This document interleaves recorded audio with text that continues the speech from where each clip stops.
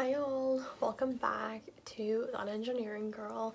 So today is a different type of video. I want to talk about this idea that's been kind of running across my mind for a few days now as I'm going through a series of events, let's say, which I will explain in detail in a second. So I just want to, pass on that idea because I think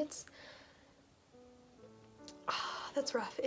I think it's an idea I want people to consciously think about. At least a few people that watch me. I really want some people to consciously think about this because maybe a lot of people know it unconsciously and subconsciously, but to realize this and implement it in your life, I think can be profound. So I want to discuss that idea, but before that, a little bit of backstory on where this all comes from. Okay, so this surrounds a recent eczema. I just realized how you spell it actually, which is really weird, but a recent eczema flare-up that I've had. And it's been pretty bad, like really bad. Like I've been basically dealing with this flare-up since last November, so almost a year basically, and it's gotten really bad since the beginning of May. And like I had an eczema once when I was a kid, and it went away when I used the typical steroid cream that doctors prescribe you when you get eczema, and use that when it went away. And then back in May, I really tried to hold out because I didn't want to use steroid creams. Like I didn't want that on my skin. Because if you've watched my last video, you know I like to keep things natural. And so I held out for the longest time until it got to a point where I literally could not take it anymore. And I want you to understand what that means to me. It's because I like to think that I have a lot of resilience, a lot of capacity to push through even when it gets hard. That's how I make progress towards my goals, is by my resilience. And so when I say that I was at the point where I couldn't take it anymore, I was at the point where I couldn't think clearly anymore, and I was literally calling up doctors going like, who can I talk to first so I can get a steroid cream prescription so I can finally just breathe. Like I was consumed by my eczema back in May. And so thankfully I got to talk to a doctor. I was able to get a prescription that night. That's the terrible situation that I was in. Like it was bad. My eczema was really bad. And so since then, I'm gonna be honest and say that I wasn't very responsible in using the steroid cream. So for those of you who know, when you're prescribed steroids, you're supposed to use them in periods of 2 weeks with breaks of I think 1 to 2 weeks in between. So 2 weeks on, 1 to 2 weeks off, and then 2 weeks on. So you're supposed to space it out.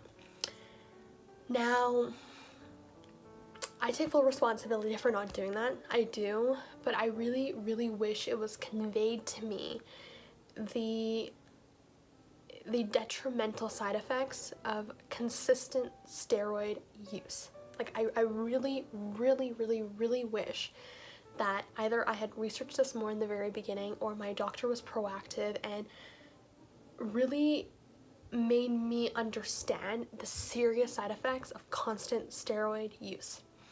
And because I didn't have that prior knowledge, I kind of used it almost straight for 4 months basically. So what I did is like I would use it, the eczema would go away, it would come back in 3 days, and I would just use the steroid cream again. And I wasn't being very responsible. I'm gonna be honest and say it. I've just been consumed by other goals and priorities in my life, and I didn't understand the gravity of constant steroid use. Because I didn't use it every single day for 4 months, but I did not use it the way you're supposed to use it. So recently I became more conscious of the fact that as soon as I stop using a steroid, I get a flare-up, and it's worse than the previous flare-up. And so just for those of you who are not familiar with eczema, a flare-up is essentially when your eczema goes away, it comes back. And so that's what's called a flare-up, it coming back. So at that point, I'm like, I don't want to do this anymore. I haven't ever wanted to apply steroids to my skin. And I'm at a point where I'm doing that. Like, why am I doing this? Like, let's find a way to get out of this. And so, like, I went to a doctor, and he was like, well, that's kind of the only solution that I have for you is steroids. Like, your eczema is not that bad. I'm not going to refer you to a dermatologist and all of that jazz. And I was like, you know what? Fine. And he gave me some tips on, like, you know, using moisturizer all the time with an oculant on top, which is, at least I believe it's called an oculant. So what an oculant is it locks in the moisture. So think of petroleum jelly, shea butter, beeswax, that kind of thing, okay? So he gave me kind of this like procedure that you're supposed to follow for moisturizing, and I followed it to a T, okay? Followed it to a T. I tried out so many different moisturizers. I tried out using humidifiers, different oil combinations. So I researched for hours about grapeseed oil versus like hemp seed oil versus like all the different oils on Reddit. And I will get to Reddit because bless Reddit's soul. Like, seriously, that's all I'm gonna say for now. Bless Reddit's soul, okay? But I will get back to that later. So I researched a lot. You know, I tried kombucha, kimchi, probiotics. I'm recently trying out vitamin D. Like, wearing cotton all the time, like cutting out grains from my diet. I've been there and done that. I've tried everything that I can think of. And so then I went back to the doctor because at this point I was really, really frustrated, and it was having a really bad impact on my life because my schedule was going down the drain. I couldn't follow my schedule because I was just so consumed by this. Like, I don't think people understand the way eczema consumes their life. Like, because it's a simple skin condition and people think, oh, it's just a rash, like, it's bearable. Yes, it's bearable, but the experience, I think, is often undermined. The experience of having eczema is often undermined because it takes a serious, like, and I'm just recently learning this, it takes a serious mental and physical toll on you. It takes a toll on all of your long-term future goals. It takes a toll on all of your like extracurriculars, on your daily activities, on your relationships. It takes a toll on your entire life. It seeps into everything, and it makes such a profound impact on your life when you're driven to the point of saying, can I even do this anymore? Can I even do this anymore? How much longer can I do this for? And believe me, I've been asking myself this for the last week because I'm at that point where I'm literally going crazy. Literally going crazy. So I went back to the doctor, that same doctor, and I said, I've followed what you said, and it's only gotten worse. I've tried everything else that I've read about, the common strategies, using a humidifier, you know, all of that jazz. And he's like, oh, well, you just have really severe eczema. I asked him about allergies. He was like, oh, no, don't bother with that. And I'm not supposed to be see, like, it's controlling that urge. And so that wasn't very helpful, that visit. He just gave me some steroid prescriptions and I was out the door. And I'm kind of thinking, I can't, like, and he was like, yeah, I guess you're just one of those people that have to use steroids your entire life. And I'm like, that can't be true. Like, I can understand that that's what you know, but that cannot be true because my body is telling me something. It like people need to understand that when you have an illness or a condition, it's your body telling you something, that there's something going on, something wrong going on. Like, I wasn't born this way. I'm not gonna live like this for my entire life, no matter what I change. Like, this is not me inherently. And so I could not accept that fact that this is just the way I am and I have to use steroid creams for the rest of my life. I refuse to accept that. And so I've been kind of just trial and erroring everything for 3 weeks now about like cutting out certain things in my diet. Oh, I need to stop touching my arms. Cutting out things in my diet, trying all different types of moisturizer, cotton sheets, cotton clothes. Like this, not mine. This is something I brought from my dad, because if you've been with me from the beginning, you know that the only cloth that I like is rayon, if that's even how you pronounce it. And I despise cotton. I despise wearing it. But look where I am now. Like, I'm wearing cotton all day long. I'm sleeping in cotton sheets. Like, I'm looking for cotton duvets. Like, it's crazy. I'm buying water softeners. I'm buying like faucet filters. Like, just that experience of having to spend so much money without even knowing if it's gonna help. It's rough, but I can't imagine how difficult it is for people that aren't able to do that. And so, as a total side note, I'm super, super, super thankful that, you know, I've been a saver basically. Hands, calm, do not touch. I've been a saver my entire life. And so, you know, when I'm in a time of need, I can use money to try things, because I refuse to accept that I've used steroids my entire life. And so I'm super, super thankful for that. And I can't even imagine the experience others go through that don't have that resource to use. Like, this entire experience has been so tough. Like, this last week, the first 2 weeks, I was kind of like sticking it through, going like, oh yeah, it's gonna get better, like I just have to like try different things, you know, this or that and that. But this last week I was kind of like, I've tried basically everything. Like, what's next? When is this gonna end? And like, at that point, everything went down the drain. Like, my schedule was terrible. Like, I wasn't waking up on time, I wasn't going to bed on time, I wasn't following anything. I need to stop touching it.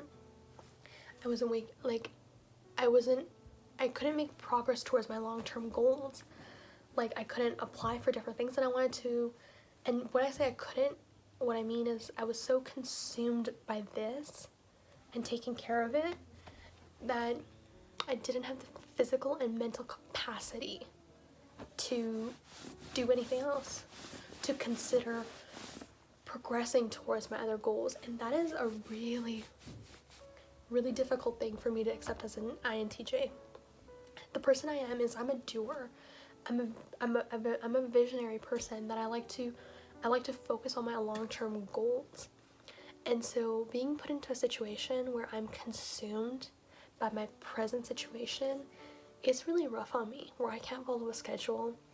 I just want to sit around all day and stare at the ceiling. Like, this is the first time I'm going through this. And usually when I'm faced with difficulties, I'm like very solution oriented. I'm like, we're gonna find a way out.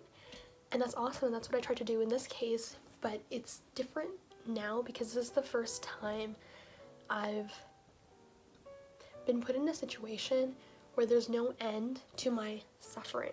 There's, you know, usually when something hard's going on, I have an end date for it. You know, I just have to tell myself, push through 10 more minutes of this workout, or, you know, 2 more weeks of finals, or 2 more weeks of that, or, you know, 1 more day of this. Like, I have an end date. This is the first time where I feel really helpless, honestly. I feel like the healthcare system has failed me. I feel like I've tried almost everything, and I can't find a solution. And feeling helpless is really, really, really tough. Really tough for people like me. Because like I said, I'm a doer. I'm someone who likes to take action, and I'm very solution oriented. So when I feel helpless, like I can't even help myself, that's what puts me in that really, really dark mindset, where it's like, okay, let's sit around all day. What do we even want to do today? Nothing. And so this is where the idea came about that I was initially talking about. This whole mindset of just sitting around all day and I don't feel like it. And what's the point? Like, I'm just itchy all over. I'm burning all over. And I just want to, like, sit and stare at the ceiling. That type of mindset made me think of the idea that it is so easy to despair. It is so easy to despair. And I don't say this in a bad way. I don't. I say this in a way that I say this as an observation of the human condition and human nature, that it's so easy to despair. It's so easy to fall in love with your suffering. And suffering is something that I'll make an entirely different video on, because it's a whole nother topic that I'm seriously interested in. But it's so easy to give in to your suffering and say, this is it. Like, it's so easy to be like, here you go. Here's my life. Take it over for me. Here you go, condition. Here you go, this. Take my life. I'm not gonna fight for it. And so when I thought about it, I thought, you know, when you feel helpless, when you feel tired, when you feel frustrated, when you feel like you've done your part and it still hasn't worked out, it's so easy to give in to those negative emotions. It's so easy. And so what I want to come on here and say is, you're not the first one. And I do not mean this in a derogatory and diminishing way, because if there's one thing I want to say, it is, do not let yourself or others diminish your experience. If you are feeling pain, if you are feeling down, that is your experience, and it is completely valid. Do not let other people say that, oh, it's not that bad, or oh, other people have it worse. Because yes, theoretically, yes, other people have, detrimental cancers, right? Like, there are worse medical and health conditions. But at the same time, what you're feeling, the suffering that you're going through, it is completely valid. And no one has the right to tell you that it's not that bad and you shouldn't be feeling the way you feel.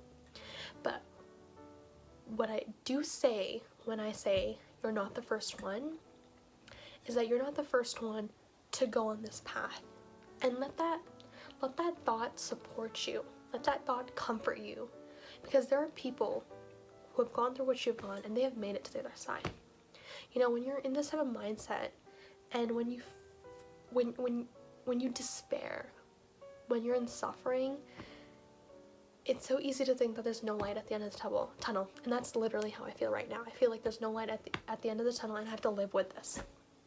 And that's a tough thought. It's a depressing thought. But then the thought that, other people have made it to the end of the tunnel, it's comforting. And with that thought comes the idea that I have support. You have support.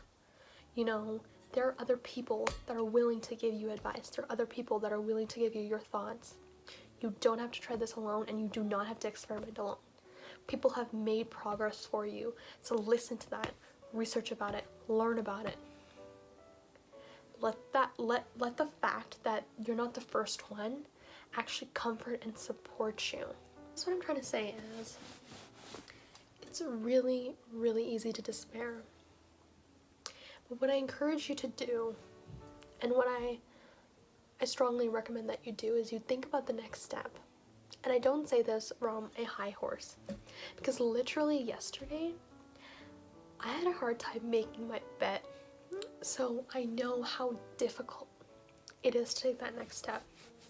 And I can't even imagine how difficult it is for people that are in more difficult conditions or situations than I am. But that next step is what gives you hope. That next step, yesterday when I got up and I was like, we're gonna sit in the sun. We're gonna make our bed. We're gonna put the laundry in. we're gonna clean our desk today. We're gonna go get water filters. That next step is what breeds hope. And hope is a really, really powerful emotion. And it is worth picking yourself up and taking that next step, no matter how tiny it is, to feel hope that we'll make it through. Because we will. We will make it through. And I want you to ask yourself, it's easy to despair, but how do we move through? How do we move forward? How do we take action? Because that will get us where we want to go. It's hard not to give in. And there's almost something romantic about despair and suffering. Now, once again, I'm referring to suffering and the thoughts that I have around suffering. But there's something romantic about it. There's this attachment that you feel to your despair. But I really, really, really want to say that getting up and taking that next step makes you feel way better after. Makes you feel way better. Let that feeling drive you. Let that feeling direct you. And I promise we'll make it through. I promise.